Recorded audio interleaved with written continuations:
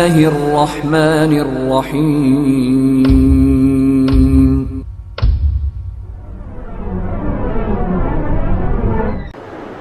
برادران الاسلام، آج کی اس خطبہ جمعہ میں میں جس ٹاپک اور عنوان کے تحت آپ کے سامنے کچھ باتیں پیش کرنے کی سعادت حاصل کر رہا ہوں وہ ہے ہماری اصلاح مگر کیسے۔ اس ٹاپک پر انشاءاللہ میں کچھ گفتگو آپ کے سامنے کروں گا۔ میں دعا کرتا ہوں کہ بارے الہ مجھے یہاں سے حق بات کہنے اور آپ سب کو، ہم سب کو اس پر عمل پیرا ہونے کی توفیق عطا فرمائے، آمین۔ خطبہ مسنونہ میں ایک آیت کریمہ پڑھی گئی ہے، سورہ تحریم کی آیت 28ویں پارے کی ہے۔ اللہ نے ارشاد فرمایا، یا ایھا الذین آمنوا قوا انفسکم واہلیکم نارا وقودها الناس الحجارہ۔ اے ایمان والو، خود کو اور اپنے گھر والوں کو جہنم کی اس دہکتی اور دہکتی آگ سے بچاؤ جس کے ایندھن انسان اور پتھر ہیں۔ آیت کریمہ میں اگر ہم غور کریں تو خطاب اہل ایمان سے ہے، اور سب سے پہلے اللہ نے جس کو بچانے کے لیے کہا ہے قوا انفسکم کا لفظ استعمال کر کے، وہ ہمارا اپنا سب سے پہلے خود کو، اس کے بعد گھر والوں کو۔ اس کا مطلب کہ سب سے پہلے اصلاح گھر والوں کی نہیں، رشتہ داروں کی نہیں، گاؤں والوں کی نہیں، محلے والوں کی نہیں، سب سے پہلے اگر اصلاح کرنی ہے تو کس کی؟ اپنی۔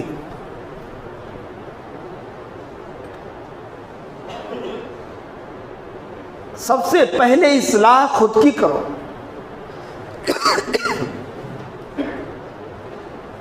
انسانی جسم میں اعضاء الگ الگ ہیں، ہاتھ ہے، پیر ہے، آنکھ ہے، سر ہے، دل ہے، آنکھیں ہیں، کان ہے، زبان ہے، بہت سارے اعضاء ہیں۔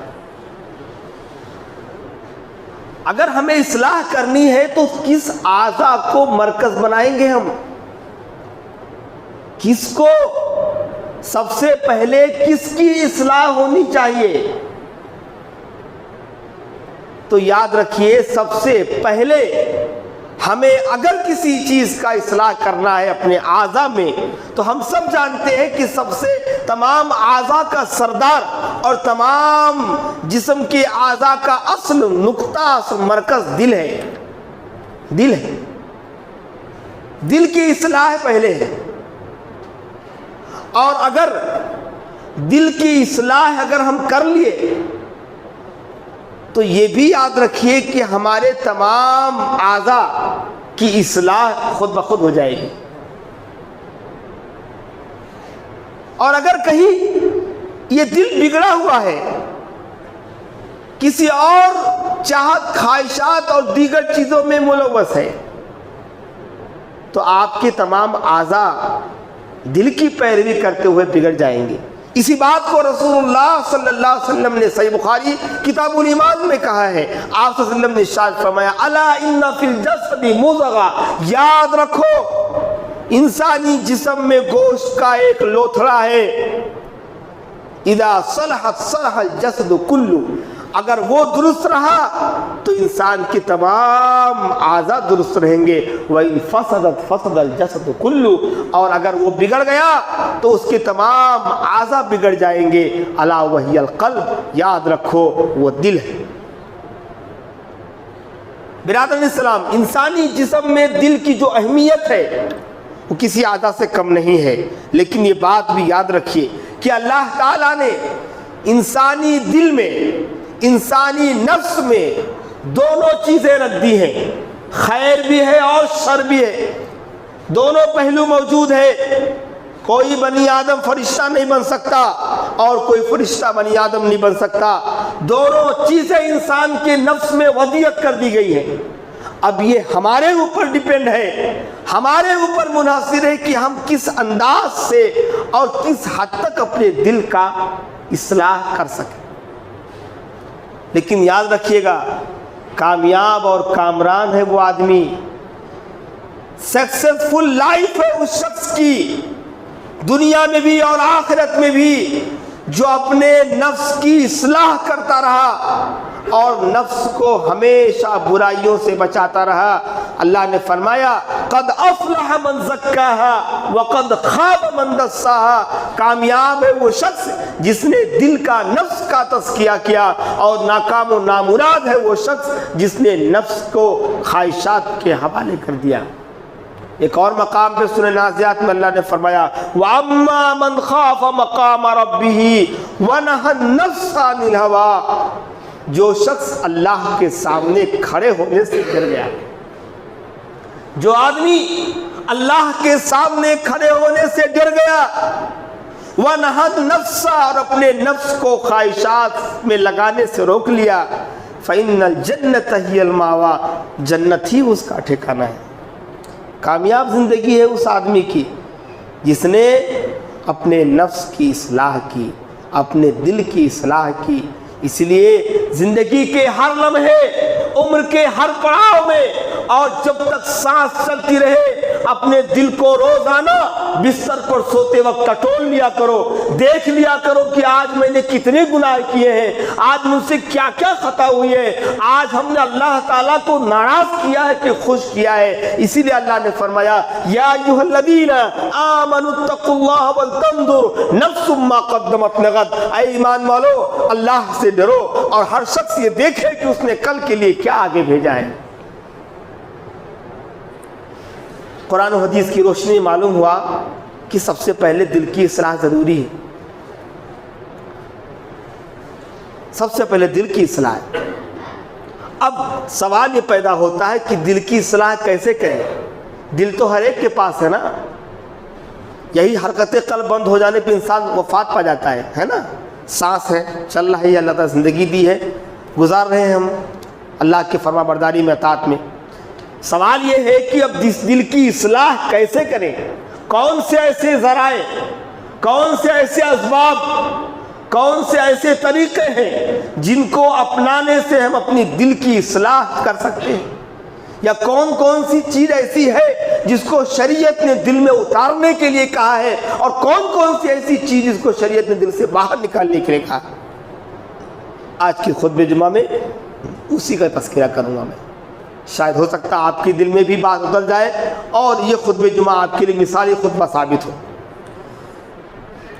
سب سے پہلی چیز، اس دل میں جو ہر ایک کے پاس ہے، اگر ہم چاہتے ہیں کہ اس کی اصلاح ہو اور یہ دل واقعی ایسا بن جائے جس کو قرآن مجید نے قلب سلیم کہا ہے، اللہ کے ہاں وہی دل کامیاب ہے جو قلب سلیم ہے، تو آؤ سب سے پہلے اپنے دلوں میں عقیدہ توحید کو راسخ کرو۔ ہاں، عقیدہ توحید کو راسخ کرو، اور اتنا مضبوط کہ شرک اور بدعت کسی چور دروازے سے اس دل میں داخل نہ ہو سکے۔ اور اس کی اصلاح ہمارے اپنے دلوں سے نہیں، ہماری آنے والی نسلوں کے دلوں سے کرو۔ اپنے نونہالوں کو، اپنے بچوں کو، چھوٹے چھوٹے بچوں کو ایسے مدرسے میں داخلہ دلواؤ جہاں پر عقیدہ توحید کی تعلیم دی جا رہی ہو، جہاں بتایا جا رہا ہو کہ بیٹے مدد صرف اللہ سے مانگی جائے گی، فریاد صرف اللہ سے کی جائے گی، میرے بیٹے غریب نواز، داتا، گنج بخش صرف اللہ تبارک و تعالیٰ کی ذات ہے۔ وہاں اس بچے کے دل میں وہ اتارا جائے کہ میرے بیٹے قربانی غیر اللہ کے نام پر شرک ہے، تعویذ دھاگے باندھنا شرک ہے، مدد مانگنی ہو تو اللہ سے مانگو، مصیبت و پریشانی میں پکارنا ہو تو اللہ کو پکارو، تمام انبیاء نے مصیبتوں میں پکارا ہے تو اللہ کو پکارا ہے۔ اتنا مضبوط بٹھا دو بچے کے دل میں کہ بڑا ہونے کے بعد کیا، موت کے آخری لمحے تک اس کے شرک کے بو تک اس کے منہ میں، اس کے ناک میں نہ آ سکے۔ ایسی توحید ان کے دلوں میں بٹھاؤ۔ ہم تو بڑے ہو گئے، ہمارے سمجھ میں بات آ رہی ہے، ہم اچھا برا پہچان سکتے، بچوں میں یہ تمیز نہیں ہوتی. آج ان کے دلوں میں اگر ہم اس چیز ڈال دیے نا، انشاءاللہ آنے والی نسلیں ہمارے بیٹے بیٹے کے بیٹے پوتے انشاءاللہ کبھی شرک کے پاس پھٹکیں گی. یہی عقیدے توحید جس کی تکمیل کے لیے انبیاء علیہ السلام مبعوث کیے گئے، اسی عقیدے توحید کی تکمیل اور اس کی جو ہے بہتر انداز سے پیش کرنے کے لیے قرآن مجید جیسی مقدس کتاب کو اتارا گیا، جس کا کوئی بھی صفحہ توحید کی تعلیم سے خالی نہیں ہے. ہمارے نبی صلی اللہ علیہ وسلم کی دعوت کا مرکز اور موضوع کیا تھا معلوم؟ عقیدے توحید. یہی توحید تھا. جب نبی صلی اللہ علیہ وسلم نے کوہ صفا پر کھڑے ہو کر مشرکین مکہ کو دعوت دی تھی اور آپ نے برملا اعلان یہ کہا تھا، اے لوگو قولوا لا الہ الا اللہ تفلحوا، لا الہ الا اللہ کہہ لو کامیاب ہو جاؤ گے. کیا ملا آپ کو معلوم ہے؟ آپ کا چچا ابو لہب نے آپ کو بد دعا دی. اللہ نے سورہ تبت یدا پوری اس کے جو ہے ذہن میں اتار دی. اسی اعلان کے بعد رسول اللہ صلی اللہ علیہ وسلم کو کیسے مظالم برداشت کرنے پڑے. اس عقیدے توحید کا اعلان نہیں تھا بلکہ ایک بم تھا جو مکہ کی پوری شہر میں پھٹ گیا، اور اس عقیدے توحید کے پھیلانے کی بدولت میں رسول اللہ صلی اللہ علیہ وسلم کو دھمکیاں دی گئی، جان سے مارنے کی کوششیں کی گئی، آپ کو پاگل کہا گیا، آپ کو مجنون کہا گیا، آپ کو دیوانہ کہا گیا، آپ کو ساحر جادوگر کہا گیا، اور آپ کے سامنے سیادت و قیادت اور حسین و جمیل خاتون کا لالچ بھی دیا گیا. لیکن اللہ کی قسم میرے نبی نے ایک لمحہ بھی توحید کی دعوت کو ترک نہیں کیا. اپنے دلوں میں ایسا بیٹھا لو اس کو، ایسا جب کسی مومن کے دل میں عقید توحید پختہ ہو جاتا ہے نا، بیٹھ جاتا ہے نا، تو اللہ کی قسم اس کی زندگیاں تبدیل ہو جاتی ہیں. وہ پہاڑوں سے ٹکرانے، طوفانوں اور ہواؤں کا رخ موڑنے، سمندروں میں کود جانے کے لیے بے چین ہوتا ہے. اس کی مثال صحابہ کرام رضی اللہ عنہ کی زندگی ہے. بلال حبشی رضی اللہ عنہ گرم ریت پر گھسیٹا جا رہا ہے. یہ سزائیں کس لیے برداشت کی معلوم آپ کو؟ توحید آ گیا تھا دل میں. بس بلال اسلام لے آئے تھے. نبی نے کہہ دیا بلال اللہ کے علاوہ تمہارا کوئی معبود نہیں ہے، نا کوئی معبود نہیں، اسی پر قائم رہنا. بلال رضی اللہ عنہ سے کہا جاتا تھا بلال محمد کو گالی دو صلی اللہ علیہ وسلم، محمد کو برا بھلا کہو، اور بڑا سا پتھر ابو جہل اٹھا کر ان کے سینے پہ رکھ دیتا. ریت بالکل گرم ریت پر بچے گھسیٹتے تھے. نوجوان حضرت بلال حبشی رضی اللہ عنہ کو ان کی زبان سے اگر کلمہ نکلتا تھا تو اللہ احد اللہ احد، یہ توحید کی برکت تھی. سمیہ رضی اللہ عنہ اسلام کی سب سے پہلی شہیدہ ہے. ابو جہل نے کہا سمیہ تیرا دونوں پیر دو اونٹوں سے بندھا ہوا ہے، تو اپنا انجام دیکھ لے. ایک اونٹ کو مخالف سمت اور ایک اونٹ کو دوسرے سمت، دونوں کو حکم ہوگا، دونوں چلیں گے، تیرے پیر کے حصے پھٹ جائیں گے، تیرے جسم کے دو ٹکڑے ہو جائیں گے. سمیہ نے کہا ہے ابو جہل میں تو اپنا انجام دیکھ رہی ہوں، کیونکہ میری جان توحید پر ہو رہی ہے، میرے دل میں عقید توحید اس قدر مضبوط ہے. ابو جہل یہ کیا ہے، اس سے دگنا سزا دے تو میری توحید یہاں سے کم نہیں ہو سکتی. اور ابو جہل میں تو اپنا انجام دیکھ رہی ہوں، تو اپنا انجام دیکھ لے. اور اس کے بعد ابو جہل نے ویسا کیا، شہید ہو گئی اسلام میں. ان کے شوہر یاسر بھی اسی سزا میں جو ہے ان کو بھی کھڑا کیا گیا. رسول اللہ علیہ وسلم کا گزر ہوا تھا ان کے خاندان والوں کے پاس سے، تو آپ نے کہا تھا صبرن یا آل یاسر ان موعدکم الجنہ، اے آل یاسر صبر کرو، تمہارا ٹھکانہ یا تمہارا وعدہ جنت۔ اسی لیے اللہ کے نبی صلی اللہ علیہ وسلم نے فرمایا الایمان بضع و سبعون او بضع و ستون شعبۃ فافضلها قول لا الہ الا اللہ، ایمان کے 69 یا 72 درجے ہیں، ان میں سب سے افضل ہے لا الہ الا اللہ محمد رسول اللہ کا کہنا۔ میرے بھائی، دل کی اصلاح میں سب سے پہلی چیز جس کو داخل کرنا ہے وہ عقیدہ توحید ہے۔ اگر کسی کے دل میں یہ بات بیٹھ گئی کہ اللہ ہی ہمارا سب کچھ ہے، اللہ کے علاوہ دنیا کی کوئی طاقت ہمیں ایک پائی تک نہیں دے سکتی، تو یاد رکھو جس کے دل میں یہ عقیدہ آ گیا، اللہ کی قسم دنیا کے اندر وہ کامیاب ہے، اور دنیا کی کسی بھی مصیبت، کوئی بھی مصیبت اور پریشانی کے سامنے وہ ڈٹ کر کھڑا ہو جائے گا، کیونکہ اس کے دل میں یہ بات ہے کہ مصیبت دینے والا بھی ذات اللہ کی ہے، اور اس مصیبت سے نکالنے والی بھی ذات اللہ تعالیٰ کی۔ کیسے؟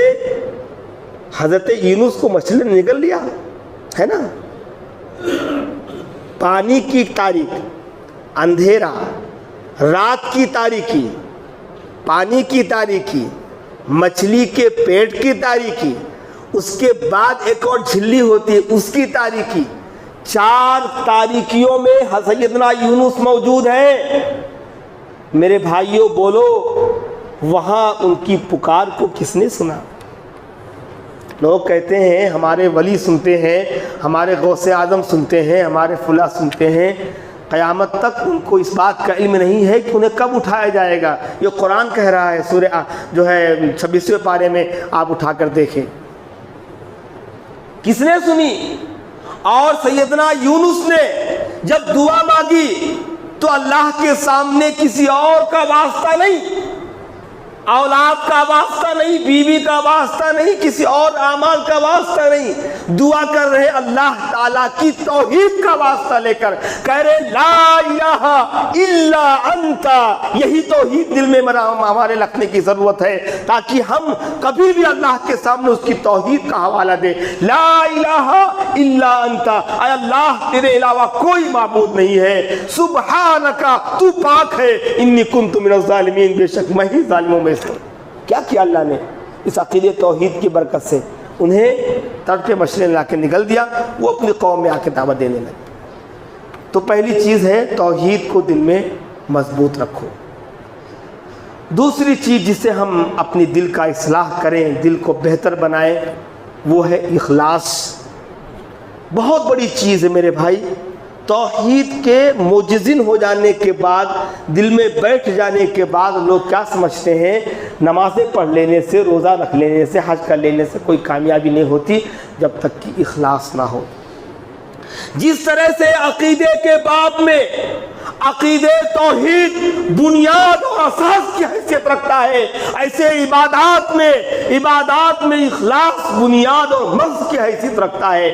کوئی بھی عبادات ہو، نماز ہو، روزہ ہو، زکوٰۃ ہو، حج ہو، دیگر تمام عبادات اللہ کے ہاں اس وقت تک قابل قبول نہیں ہے جب تک کہ اس عبادت میں اللہ رب العالمین کی رضا نہ شامل ہو، اس میں اخلاص نہ ہو، للہیت نہ ہو، تب تک وہ اللہ اسے قبول نہیں کرے گا۔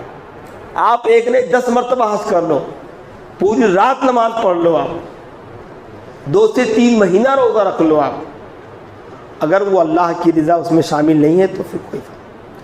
اسی لیے اللہ تبارک و تعالیٰ نے نبی صلی اللہ علیہ وسلم کو باقاعدہ حکم دیا ہے، نبی آپ اپنی امت کو یہ پیغام دے دیجئے کہ میری جتنی بھی عبادتیں ہیں اخلاص سے پور ہونی چاہیے، اور اس میں دکھاوا، ریاکاری قطعاً نہ ہو۔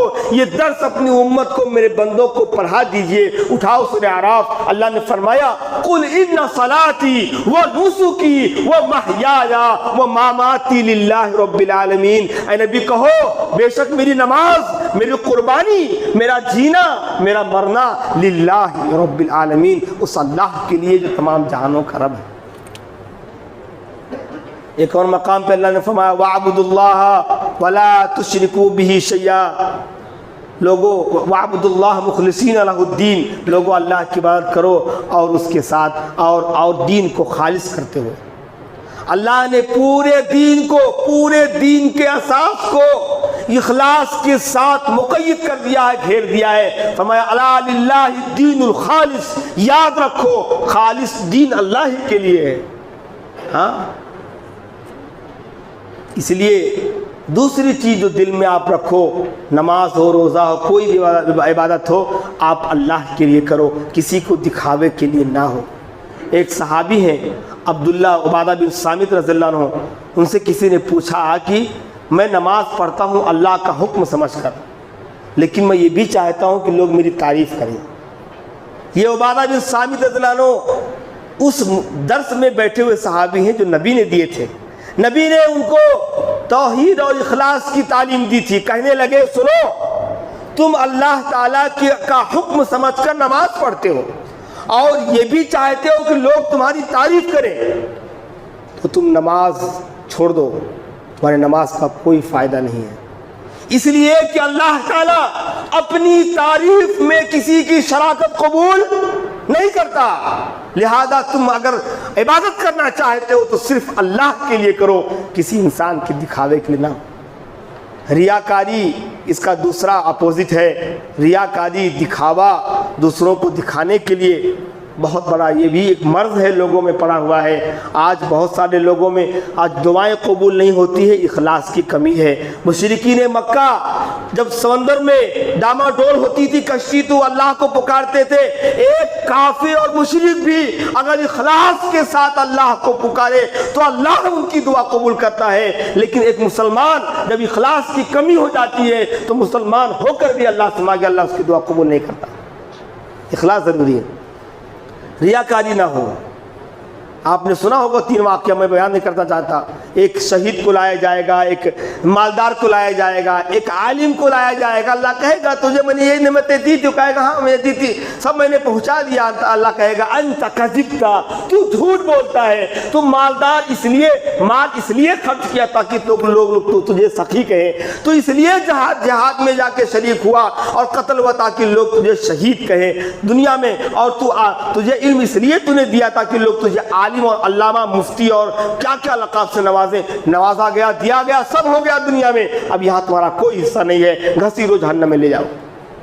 ریاکاری بہت بڑا مرض ہے، ہاں، اس سے دل کو پاک رکھو۔ تیسری چیز اخلاص کے ساتھ وہ ہے تقویٰ۔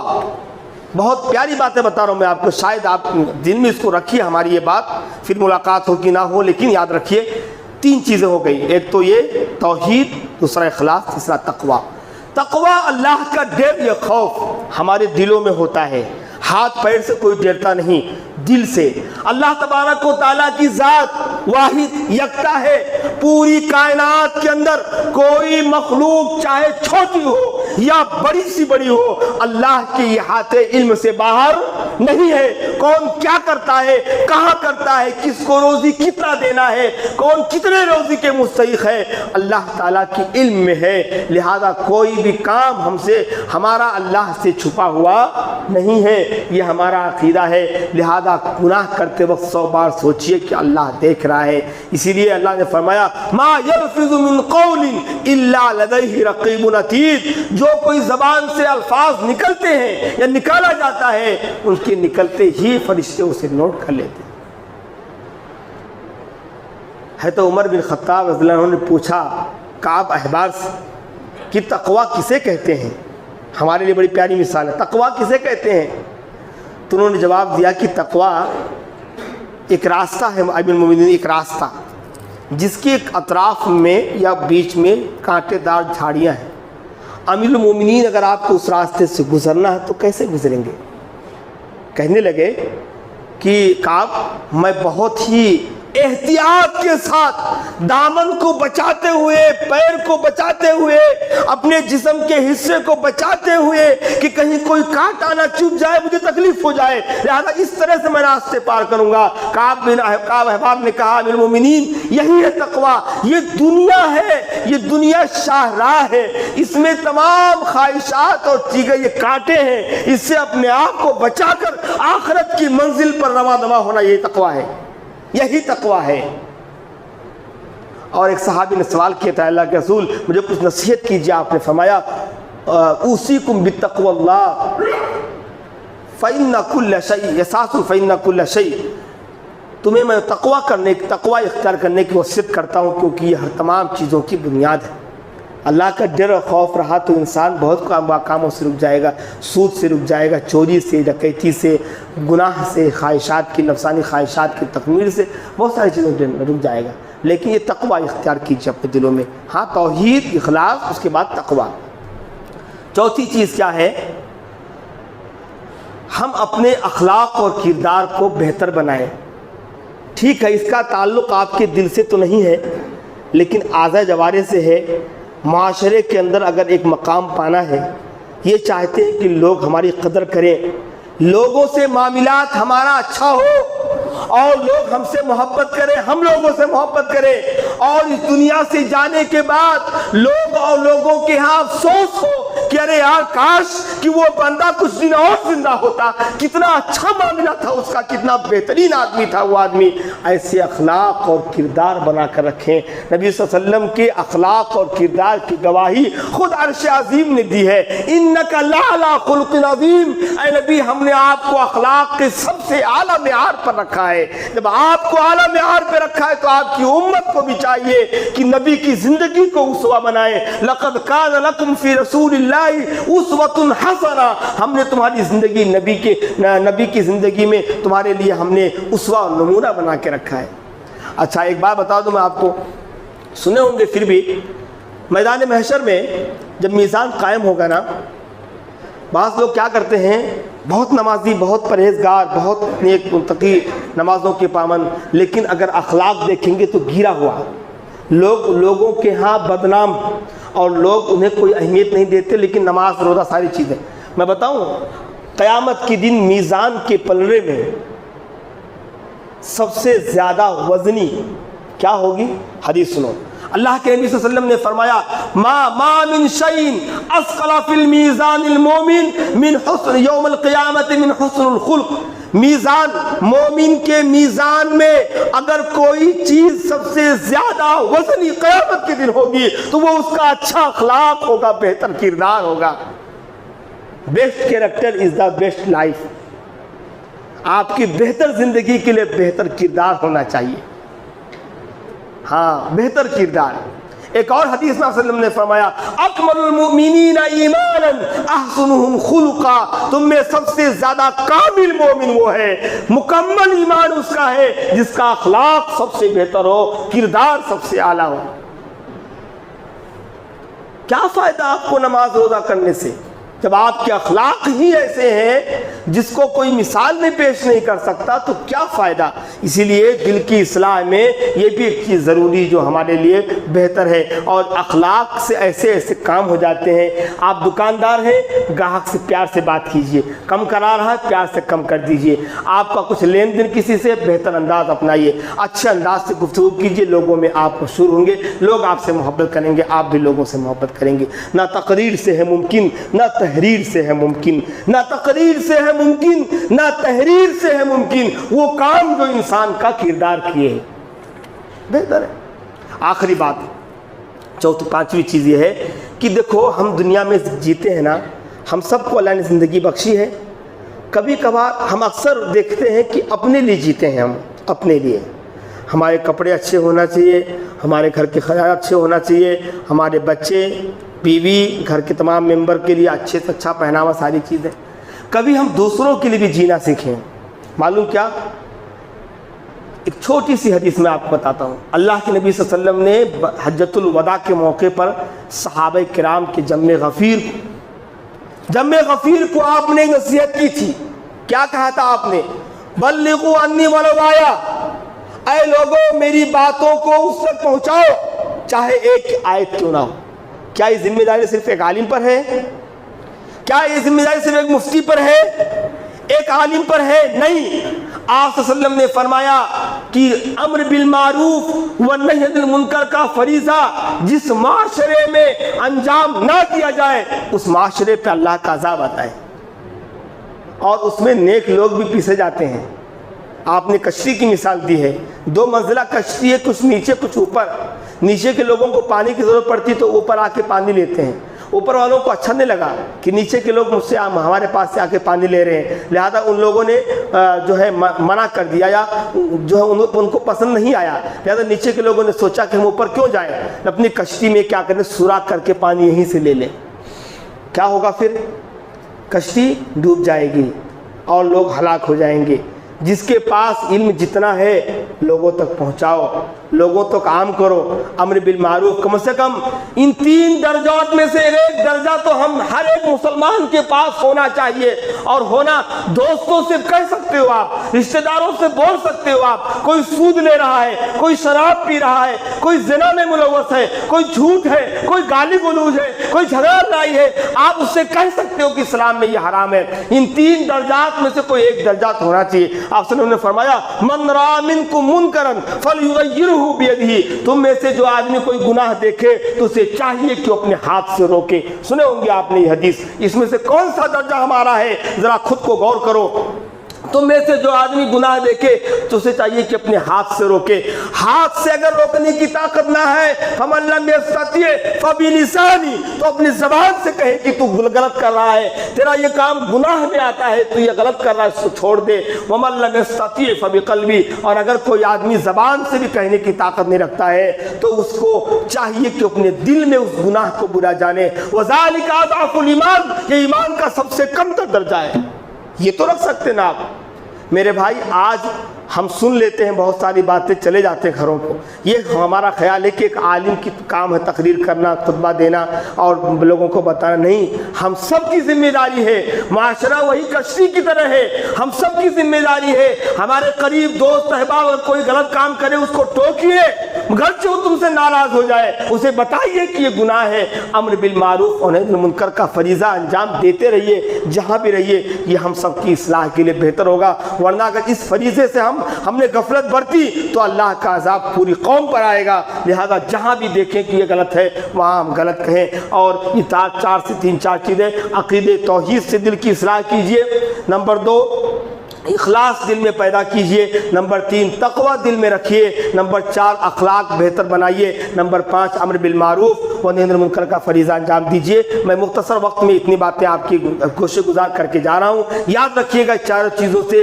ہماری دل اگر اصلاح اچھی ہو گئی تو انشاءاللہ قیامت کے دن ہمارا دل ان دلوں میں سے شمار ہوگا جس کو اللہ نے قلب سلیم کہا ہے، اور وہی جنت میں جائے گا جس کو اللہ نے قلب سلیم کہا ہے۔ باری اللہ سے دعا ہے اللہ تبارک و تعالی ہم تمام اہل ایمان کو قلب سلیم اپنانے کی توفیق عطا فرما۔ باری اللہ ہم تمام اہل ایمان کو اے اللہ جو بھی ہمارے دلوں میں برائیاں، گناہ اور دوسری چیزیں، خواہشات، نفسانی خواہشات ہے، اے اللہ اس کو تو ختم کر دے، اور اللہ ہمارے دلوں کو تو پلٹ دے۔ اے اللہ یہ دل تیرے 2 انگلیوں کے درمیان ہے، جب چاہتا اس کو الٹتا پلٹتا رہتا ہے۔ اے اللہ ہمارے دل کو تو اسلام پر قائم و دائم رکھ۔ اے اللہ اللہم مقلب القلوب ثبت قلبی علی دینک، اللہم صرف القلوب صرف قلوبنا علی طاعتک۔ اے اللہ ہمارے دلوں کو تو پھیر دے، تو دلوں کو پھیرنے والا ہے۔ اے اللہ صحابہ کرام نے جس سے دلوں سے محبت کی، اسلام کے لیے جان دے دی، اے اللہ ہمیں بھی اسلام کے لیے ایسا کرنے کی توفیق بخش۔ اے اللہ ہمیں جو بیمار ہیں ان کو شفاء کاملہ واجلہ عطا فرما۔ اے اللہ ہمیں جو قرض دار ہیں ان کے قرض کو ادا کرنے کو سبیل بنا دے۔ بھلے اللہ مومن مسلمان جہاں کہیں پریشان حال ہے، اے اللہ ان کی پریشانی کو دور فرما۔ اے اللہ ان کے لیے کہیں بھی مدد عطا فرما۔ اے اللہ اس ملک کو، اس شہر کو ہم تمام مسلمانوں کے لیے امن و امان والا بنا دے۔ اے اللہ جو لوگ اسلام کے خلاف پروپیگنڈے اور سازشیں کر رہے ہیں، اللہ ان کے سازشوں کو ناکام بنا دے۔ اے اللہ ہمیں جب تک تو زندہ رکھ، اسلام پر ایمان پر زندہ رکھ، موت دے تو شہادت کی استقامت کی موت دے۔ آمین وآخر دعوانا الحمدللہ رب العالمین۔